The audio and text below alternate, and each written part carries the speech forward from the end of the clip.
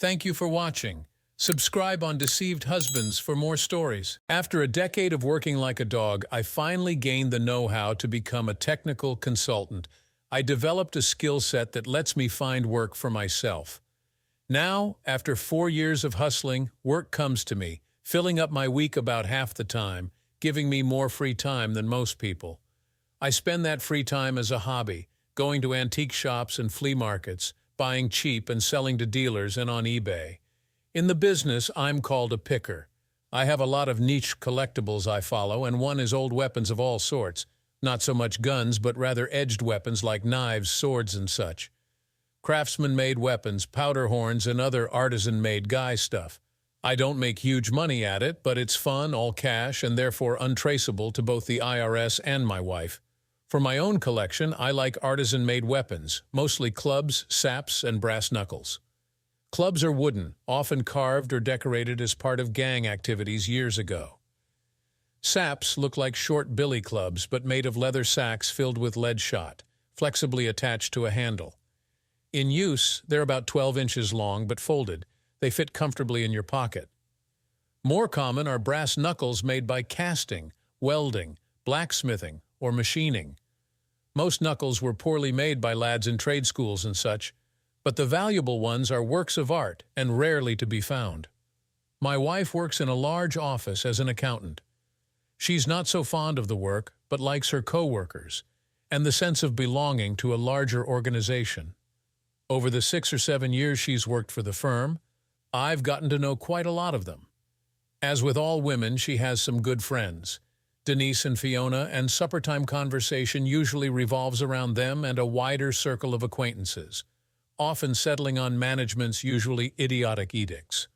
The first signs it was not remarkable when a new manager showed up and Martin Wolf entered our dinner conversation. He was 2 or 3 levels above my wife. It's a little hard to tell exactly where he sits in the organization because matrix management blurs the lines of who works for whom. In my wife's mind, he was a great improvement over the idiot he replaced. She expected the new guy would correct all the mistakes the last one made, make no mistakes of his own, and generally run the company as my wife imagined it should run. A few weeks later, hearing yet another tale of divine wisdom from the lips of Martin, I opined that a new manager often plants wet kisses in everybody's ear to develop goodwill, while they gather information and knowledge of the people in business. Then, when a strategy is formed, they lower the boom, fire some, and it becomes my way or the highway with the rest. To my shock, Karen interrupted, went from idle conversation to shouting in 5 seconds. How dare I say such things about someone I never even met? Martin would never do that, never. I knew nothing and was undermining her confidence. To emphasize her outrage, she ground her napkin into her dinner plate and stormed into the bedroom, slamming the door behind her.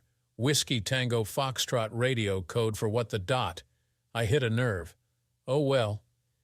In her retreat to the bedroom, she wouldn't suffer too much since she had just mopped her dinner plate clean with a piece of Irish soda bread.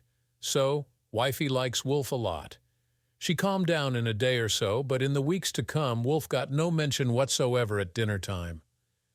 A few days later, we got a frightening call at midnight. Julia, the wife's best friend, was crying hysterically, begging us to come over immediately. Her husband Aaron had been assaulted on their doorstep and she was in danger. My wife relayed to me, "Tell her to call the police." "Aaron won't let her," she replied. "Tell her to do it anyway. They can get there quicker than we can." We were dressing in the car as I flew the 7 miles to their house. Julia and Karen stayed on the phone talking the whole while, lest the villain return. As we pulled into their driveway, Karen jumped out the door before the car stopped and damn near took the car door off as the car was stopping faster than she could. Aaron worked the second shift, got home at 11:30 as always, walked up to his back door when somebody jumped him and worked him over with a club or a bat. He was in agony, but insisted no police, no hospital. Listening to him, he was hit in the balls and his ribs with some broken bones on both sides, although we wouldn't know for sure until he was x-rayed and examined. When we gave him some water, I saw the groove on his finger where his wedding ring had been. He screamed in pain when we tried to move him, so he was hurt bad. I told him and the girls that for sure he had broken ribs, so avoiding the hospital was not an option. Broken ribs, besides being painful, can puncture a lung. The women went off to call an ambulance, and I leaned down and whispered, "Did you take your wedding ring off, or did your assailant? He robbed me right and left. A good watch on the same hand, but your wallet is in your pocket. Look, the guy that did this may do worse to his wife. I might have time to warn her before he gets her too. Who is she?" "Chris, I didn't see who it was." "Right, but again, he might very well kill the woman you've been seeing. Either you tell me in confidence, or I'll tell your wife. Let's not waste time." "Chris, I don't know who did this." "Oh well, everybody has the right to remain silent." I said nothing more while we waited for the ambulance. He told us all an improbably simple tale.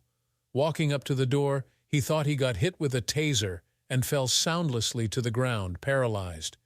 His balls were bludgeoned, and then his ribs. He claimed he had no idea who would want to do that. Right? The women went with him to the hospital. I stayed home to protect his 14-year-old boy, Tim, and their 13-year-old. They named Carl. Oh well, at least they weren't from New Jersey, naming the kids Bergen and Hoboken. The boys went back to bed, assured that Dad would be okay. The women, coming back at 3 a.m., woke me up in the chair I was sleeping in. Aaron was staying overnight for observation and would be okay, but in serious pain, and they still had no idea who did it. I can narrow it down to 3 people. A chorus of, "How do you know who? What did Aaron tell you?" Aaron told us all his story, and he's sticking to it, but look at the facts. First, it happened at 11:30 p.m. in his own yard. Zero crime around here, so it wasn't random. His assailant knew him, knew his schedule, planned the job, so they must have had a motive as well. No question, Aaron was the target. Second, the hit to the balls was an attack on him sexually, suggesting someone didn't like his genitals or what he was doing with them.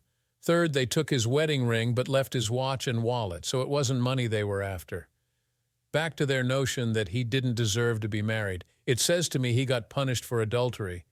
Oh, Chris, I really can't. There's no proof, but such things happen, Julia. Moving right along, the possible suspects are your sons, either Tim or Carl. One of them could have found evidence of what his dad had been doing. They might think they were protecting Mom's honor. The taser could be stolen from a friend's house. Or it could be you, Julia. Same motive. You punished him anonymously so you wouldn't have to confront his infidelity, divorce, and such. Chris, those are ridiculous. He's not screwing around on me. I didn't beat him up, and certainly not the boys. He probably isn't true. But I'm only pointing out both you and the boys had motive, means, and opportunity to do it. Most likely it's the husband of the woman he's been screwing. What I'm really afraid of is if the husband did this to him, the guy's wife may be in real danger. That's what I told Aaron, but he played dumb. Julia was near to tears. I can't believe it. He wouldn't. Of course, I don't know that he was unfaithful to you, but it's the most likely possibility. He denied it to me, but if it's true somewhere, a woman may be battered and even killed. If he had told me who, I might have been able to warn her, but it's too late now. On the way home, Karen asked, would most men go after both the errant wife and her lover? Don't know about most men, but I tell you truly, if you screwed around on me, no question, I'm going after the guy like whoever got Aaron. I wouldn't kill them, but for damn sure they would feel the damage I'd inflict to the end of their days. Some men would attack their wife, but I personally wouldn't hit you or any woman for that matter. But I'd throw your ass out the door and make the divorce as miserable for you as I could. Why, were you thinking of getting a little strange? No, of course not. I was thinking of Julia and Aaron. Our lives returned to normal. Aaron's agony had nothing to do with us. One evening I asked, so how's Martin Wolf doing these days? Do you have much to do with him? Does he sit with you guys at lunch or anything? Since you so dislike Martin, I have chosen not to upset you by talking about him. Does that make you happy? No, it does not, and I'm glad you brought up the subject. For starters, it was you that got upset and had a fit, running to our room and leaving me with the dishes. I think we can assume he means much more to you than to me, and you're also correct that I've never met him. Secondly, as I recall the conversation some weeks ago, I was not accusing Martin of anything. I was mentioning my personal experience with new managers. My greatest concern here is your attitude. Hiding from me what goes on between you and Martin suggests there is a reason why you feel the need to hide your interactions with him. Of course, I'm intending the benign meaning of the word. Jesus, I'm not him. How dare you accuse me of that? Interactions in the sense of conversation or legitimate business. I admit I use the word to be provocative. A marriage is built on trust. I hold you to the same standards as I hold myself. You know my passwords. You see my telephone records. I have no secrets. I'm where I said I would be, doing what I said I would be doing, with whoever I said I was with, and always available by phone because I am not hiding anything. I expect the same from you. See, Chris, there you go again. Now you're accusing me of cheating. Keep this up and it might just happen. Let me tell you, you are not going to treat me this way. Karen, get off your high horse and have an honest discussion here. I have neither accused you nor suggested that you were cheating. The point I'm trying to make is that we have to tell each other the truth. Otherwise, little lies build up into big lies, and someday we find that lies are the stuff our marriage is built on. And by truth, I mean the whole truth. If you ask me who I went out to dinner with at the office, and I tell you Joey was with me, but don't mention the 2 women we met at the bar, then I have lied to you by omission. I deliberately misled you. If you later find out I lied about the supper, you might reasonably assume I lied to you to avoid more questions as to who these women were, and if I, God forbid, slept with one or both of them. Do you agree? I see no reason why I have to ask permission or even tell you who I see and what we talk about. You're being controlling and unreasonable here. It's only business. They're people I have to go out to lunch with, live with it. Keep this up, and our marriage is in trouble. No, you don't have to ask permission. You just need to mention it later. Geez, if we didn't talk about people we interacted with at work, what the hell would we talk about? Our marriage is in trouble right now. Married people do not put themselves in positions where there is doubt as to their fidelity. I need to hear it from you first. There is no reason to not mention, before or after the fact, who you lunch with and in general what you talked about, particularly when it's one-on-one with a man. And especially, well, look, let's call a spade a spade. You normally go out with peers, your cube mates. Bosses on high go out to lunch with their superiors and their immediate reports. Lots of business to talk about. In my admittedly limited experience, it is remarkable when a boss reaches down several levels and takes a person out to lunch with any frequency. There is not so much business to talk about. Different if he takes a group of you out, a one-time thing, sure. But if it becomes a frequent thing, not so good. You both should think of your reputation. Son of a this is something out of a Victorian novel. Think of my reputation. Give me a goddamn break. Business is not about sex, although it's apparently hard for you to believe that. Here's what I'll do. I'll go to lunch with whoever I please, thank you very much. However, I will tell you honestly when and with whom I go. I may even tell you what we talked about. Will that make you happy? It was all I asked for in the first place. Tell me the truth and do what you do in the open. If I find you lying to me, there will be hell to pay, as you can imagine. As it happened, a couple of nights later, the wife left her office laptop on with the email account open. I wondered if reading her mail might be like reading someone's diary. I rationalized that email is meant to be read by someone, although not me, so I read to my heart's content. It seems she and Martin were taking long lunches about once a week. Nothing to say it was improper, but Thursday was usually the day. I would be ready when the rubber hit the road. Their lunch spot was the Oakwood Hotel, nicknamed the Oak by locals before it was rehabbed. Like the proverbial lurking husband, I was in the lobby wearing a fake beard, a black suit my dad gave me, a muted tie, and, now don't laugh, added some tapered strips of black plastic to my eyeglass frames to make them look different. I also wore a fedora I bought at a junk store. I figured my wife wouldn't spot me unless she looked closely, and then, why would she? Oh, and I had a sap in my pocket. Figured I might as well try it out if my fears were realized. I was reading a newspaper when they came in holding hands. I had scoped out the bar and restaurant. The bar was very open and uninviting for secrets, so the restaurant was a better bet for seduction. Neither of them went to the hotel counter, so if anything was indeed on for the afternoon, he was already registered. I had a sandwich in the bar, as otherwise I'd look odd hanging around. I checked on them once during the meal. No messy kisses, just hand-holding above the table. Karen was obviously fascinated by Bozo. Her face had a slight flush and all smiles and laughter. I finished my lunch and went back to the lobby and read my paper. I was so engrossed in an article that if Karen hadn't laughed as she waited for the elevator, I would have missed them. As it was, they were standing with arms around each other in front of the elevator as the doors were opening. I went across the lobby as quickly as I could, planning to beat the crap out of him the moment the elevator doors closed. They paused to let some woman off the elevator, and I swept inside, beside and slightly behind them. He had his arm around her as he ushered my wife into the elevator. I was right behind her, just inches away. Of course, he saw me, but he had no idea who I was. We didn't make eye contact, so I doubt if he would have recognized me out of costume. I was prepared for a god-awful fight right there with loud howling and screams. What happened? Well, you could barely have choreographed it for a movie. Fortunately, my wife was all charged up thinking of her soon-to-be-filled glory hole, so she didn't even notice me getting into the elevator. He pivoted her around him so they both faced the door, and I easily stepped to the back wall behind them, keeping directly behind her. He hit 5 on the elevator panel and glanced at me. I held up 10 fingers. He hit 10 on the keypad. Karen was gushing about how exciting this was. He was trying to shush her. I got out my sap. He was a lot shorter than me. I think Karen was taller than him. Didn't seem fair what I was going to do. It wasn't even going to be a fair fight. I wasn't trying to prove I was the better man. I just wanted to pound the crap out of him. His hand reached down and grabbed the cheek of her ass.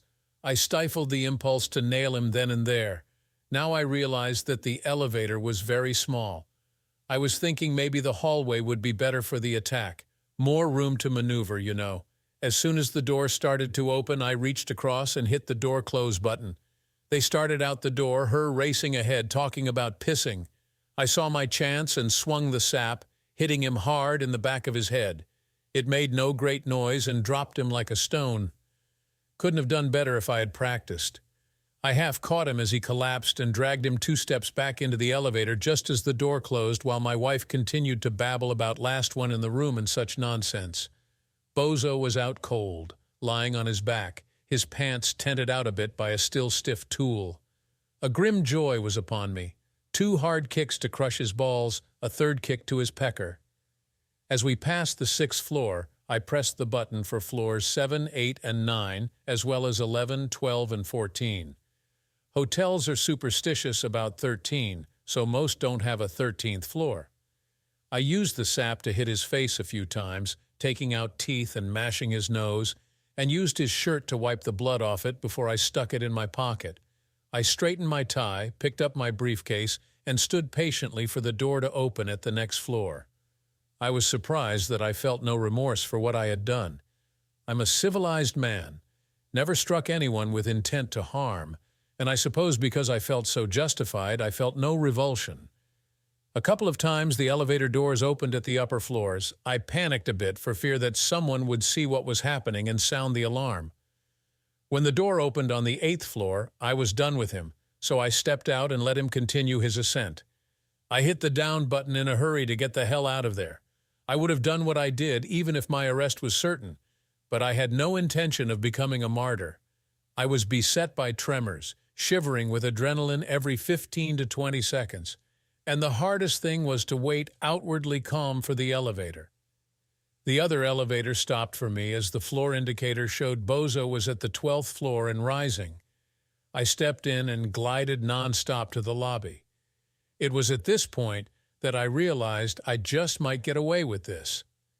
Looking at the floor indicator as I walked out, Bozo was coming down, passing the 11th floor. I didn't look back again as I walked through the bar and out the side door of the hotel. I ducked into McDonald's around the corner, went into the John like Superman, shucked the hat, glasses, and suit, putting on a t-shirt and jeans, and walked out of the John a new man. A quick walk 3 blocks to my car, and I drove home. I pried my beard off in the car and threw it away. After all, I committed a crime. I was sorely tempted to cut and run, pack a couple of suitcases and a big trash bag with my winter clothing, put them in my car and leave. Oddly, I hadn't really planned for the aftermath, other than her pleading for me to stay. Driving along, I thought about it and realized that I had really done nothing wrong. Beating the crap out of Wolf was only simple justice. Why should I be the one to further disrupt my life, move out, and find a new place to live? Besides, her mom lived across town, so it would be no great inconvenience for her to go there. So, to help her when I got home, I packed her into 2 suitcases with 3 trash bags for the bulky stuff, put them in the hall, and ordered pizza delivered. I canceled our credit cards using what little savings we had to pay them off. I opened a very good bottle of wine Karen had been saving for 2 years, waiting for a special occasion, which this certainly was. Had 3 glasses of it and felt much better. In fact, I was looking forward to the coming confrontation. Karen's story Jonathan was in many ways an excellent dalliance for her. He lived in New York City, so he wasn't around much and wouldn't become a bother. Plus, he was a marketing consultant for her company, so they could talk and email without danger of her husband intercepting their communications. They were in phone contact daily anyway, and every couple of weeks or so, he came to their office for a day or two. He was slightly shorter than her, but very solidly built with a sparkling laugh. He had that fresh, scrubbed look, groomed impeccably. A bit of a head-turner he was. They had been flirting harmlessly for weeks and were in her cubicle analyzing a proposal her department made for business that was awarded to others. He was leaning over her shoulder as she was paging through the proposal on her computer, realizing with embarrassment just how bad, in the light of her new training, the thing was. She was wearing a blouse that was a bit low-cut for office wear, so when she glanced up, she saw he was staring at her tits and seeing more than she intended to display. "You nasty man, stop that!" She kept her voice down.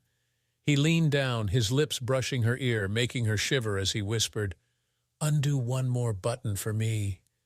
She paused, clutching her blouse to her breastbone. This was past flirting. No, not flirting at all. She knew what would happen if she did this. "Please," he added. She released her clutched blouse, made her decision, and with awkward fingertips undid one button. Green light meant go. He leaned over her, pointed to one corner of the computer screen, and said, "Show me what's down there." As she moved the mouse down there, he placed his other hand on her collarbone and slid it down. His hand continued marauding as it shed her modesty. "By any chance, do you think you could find a hard copy of this presentation in the file room?" Her voice shook a little. "There's probably one. It'll take a while to find it, but you can help me look." She wobbled a bit with a flushed face on the way to the file room. They locked the door. "Hope you're ready, Karen, because we don't have much time." "Jesus, I'm ready." She clutched him with an open-mouthed kiss. He returned it, but it was not what he wanted just at that moment. He turned her around, bent her over a chair, reached under her skirt, and pulled her granny panties to the floor. It was speed. They grabbed a proposal at random and went back into the main office, Karen detouring to the John for a better cleanup. Still exciting, though. It was fucking in the office, dangerously. On his next trip, she left work an hour early, and they fucked in his hotel room, her arriving home an hour late, not enough to elicit comment from her husband.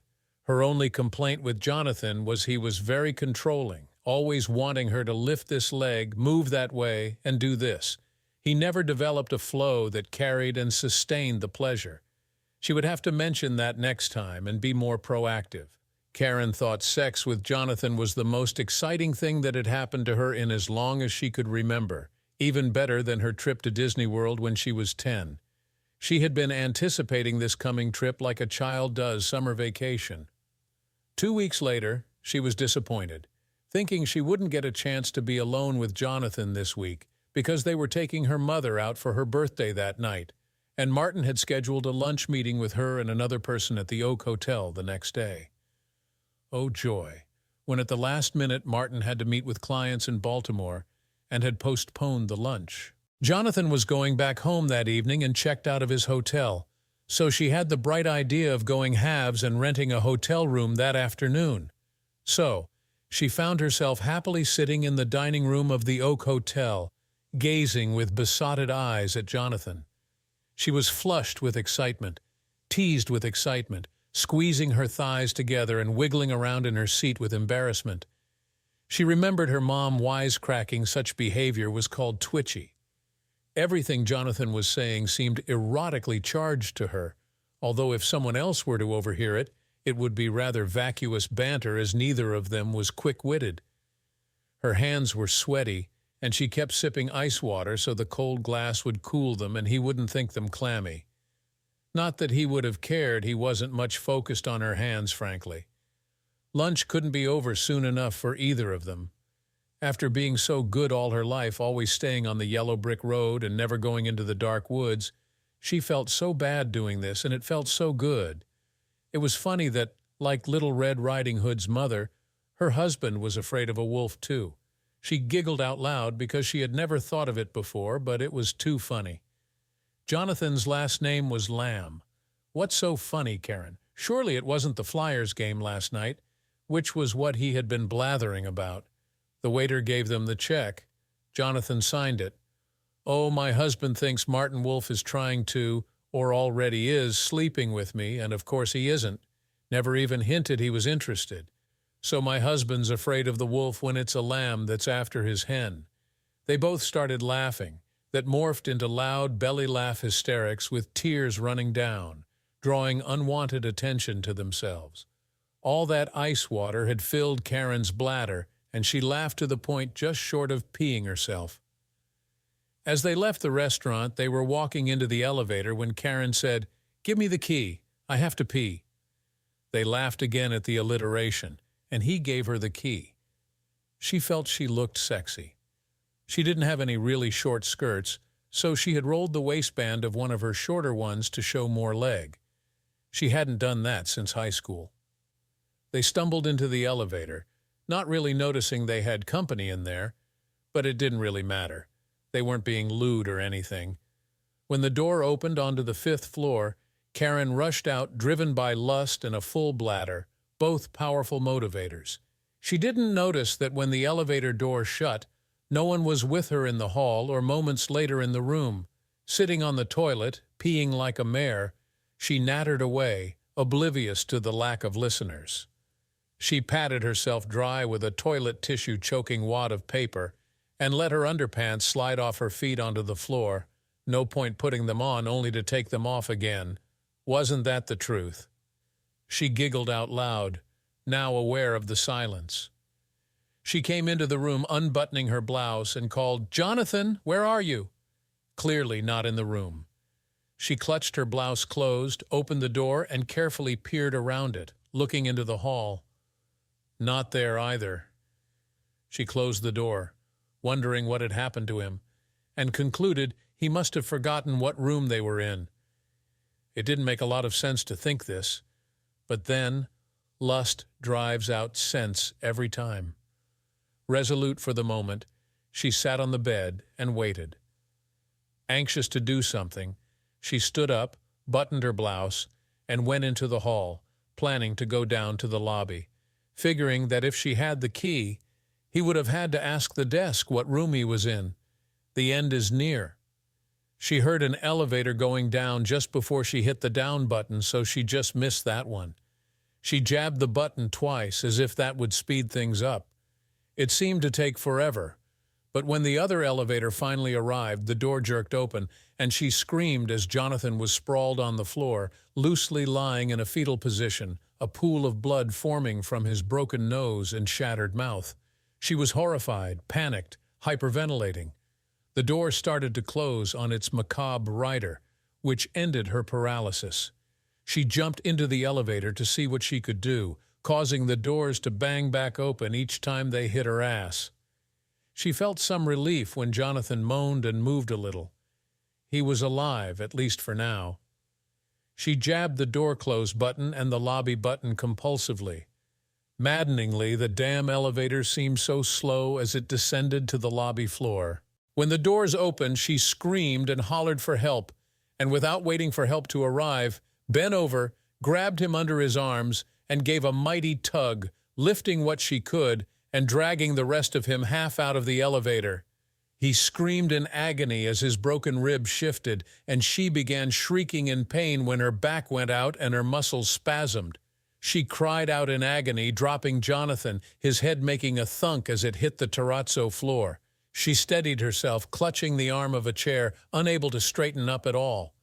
The elevator door was closing on Jonathan's waist, but he was unconscious. Their screams and yelling had gotten the attention they deserved, as two maids from the laundry and the desk clerk came running. The door jamb bell began ringing in the elevator, adding to the commotion. Seeing the queer hunchback woman shrieking over her bloody victim, they kept a safe distance and called the manager while the elevator doors marked time, opening, closing, banging on Jonathan, bell ringing to call yet more attention, if that was possible. Karen was hunched over, her upper body parallel to the floor, her head cranked sideways, looking up at everybody as she hollered incoherently about lambs and doctors and wolves and doing something. The manager, who knew a nutter when he saw one, took one look and called the police and an ambulance in that order. He sent the desk man to get the elevator key and the maid to keep the curiosity seekers the commotion had attracted at a distance. It had a calming effect when they locked the elevator, which stopped the door rattling and bell ringing. Karen was mortally embarrassed to be caught in a hotel with her lover and realized it was likely that her reason for being there would come out, and once out, might somehow get back to Chris. If she had been able to walk, she would have done so and left Jonathan to his fate. Such a compromising situation became more so when the ambulance came and they found no knife or gunshot wounds, which raised the question of what happened to him. She wanted to know too, of course, but a police investigation might turn up things best left buried. Jonathan's injuries, while painful, probably weren't life-threatening but certainly needed professional attention. At the hospital, she wasn't kin as far as they could determine, so her request to ride in the ambulance was denied. She could go nowhere. The police questioned her. Had he been shot or something, the police would have had things to look for that would have had nothing to do with her. But as that was not the case, this was the worst case. The scene piqued their curiosity, and they wanted to get to the bottom of it because their job was often boring, and this was interesting. She had no choice but to tell the police what little she knew about the events that had swirled around her. And of course, she had to fess up to why she and Jonathan were there in the first place. The officer was very professional and quite neutral towards her, but she could see she had dropped noticeably in his respect for her. "Mrs. Ryan, do you have any idea who might have assaulted Mr. Lamb? Did you see anyone you recognized in the hotel?" "Well, no, I think I've seen the desk clerk before, but no one I know. And there is no one you suspect might have had a motive to assault Mr. Lamb?" "Of course not. He only comes to Philly a couple of times a month. He doesn't even know hardly anyone." "Are you and your husband on good terms? What are you implying? Just asking a question." "Yes, of course we are." "Where do you think he is this afternoon?" "I don't know. He works from home and comes and goes. He certainly had no idea that—" "I'm sorry, I said that wrong. This was a business lunch and not something that would come to his attention." "Right then. Well, interview the staff and check surveillance cameras. But if Mr. Lamb wishes us to pursue this further, he should file a complaint as soon as he is able. Jonathan's car was down the street, but she didn't have the key and couldn't drive it in her condition. The Kopak wife had cheated on him, so he wasn't going to offer to drive her either. It was the hotel manager, eager to get rid of her, who offered her the choice of a taxi or another ambulance. She took the taxi option. It arrived in moments. The taxi driver held one arm and the manager the other as she hobbled painfully to the curb. Still bent over parallel to the ground, faced with the open door to the taxi, she realized that with her back locked, she couldn't sit on the seat. She had no choice but to very slowly crawl in and ride on all fours to the hospital. She needed the men to lift first one leg, then the other, so she could ease herself onto the seat on her hands and knees. The two men behind her were giggling at some goddamn thing instead of sticking to the business at hand. When the driver finally pulled into traffic, the jolts were agony. but much worse was the draft of air she felt on her ass. She carefully reached around and discovered that her dress, which she had rolled to shorten earlier, apparently had ridden up higher still, and with her panties on the hotel room floor, the cop, the driver, and good nose, who had a good look at her naked ass. The men helping her cell phone cameras must have clicked. The realization of this was yet another humiliation. She started to cry. When they stopped at a light, she supposed she was mooning the folks on the sidewalk. It was the end. She sobbed at the unfairness that this afternoon, which had started with such joy, was ending up so miserably. It simply wasn't right. She thought briefly about calling the office, but realized that perhaps the less said there, the better. Jonathan wasn't going to report this, but that didn't change the fact that he was seriously beaten up, and she could think of no reasonable way it could have happened in the hotel. He had been right behind her in the hall, and it was like he was beamed aboard some spaceship, battered and tortured, and then beamed down into the elevator. No wonder people believe in UFOs. It's impossible. But what the hell other explanation was there? No doubt Chris would have figured it out, but God save her if he ever found out. Alien abduction would certainly not fly with him. She began to wonder, not for the first time, if Lambkins was worth the risk. She tried to fix her dress but needed both hands to support herself against the jouncing of the cab. Oh well, at this point, so what if more people saw her? They got her out of the cab the same way she went in, slid her onto her side on the gurney, and the nurse-a-man, wouldn't you know it, covered her with a sheet. She asked about the taxi fare, but her lucky day, the hotel paid it to get rid of her. When they undressed her for examination, the nurse didn't comment on the rolled-up waistband or the lack of underwear. Considering the bizarre things they saw stuck in people's lower orifices late in the evenings, Karen's dress was unremarkable.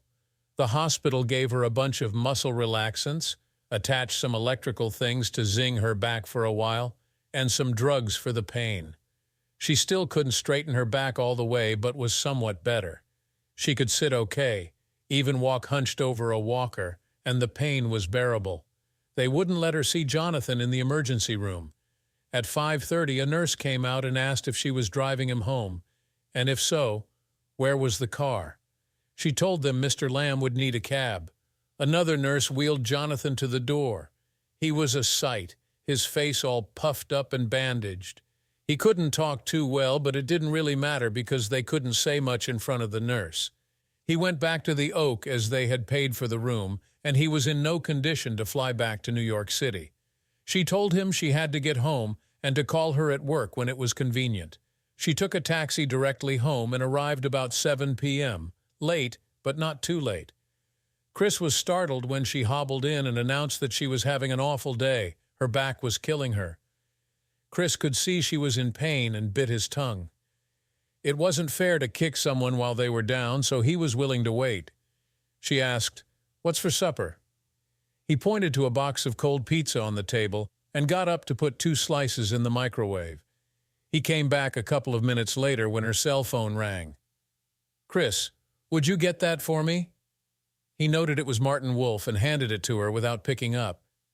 Had she not been full of pain meds, she would have realized that this was one call she shouldn't take.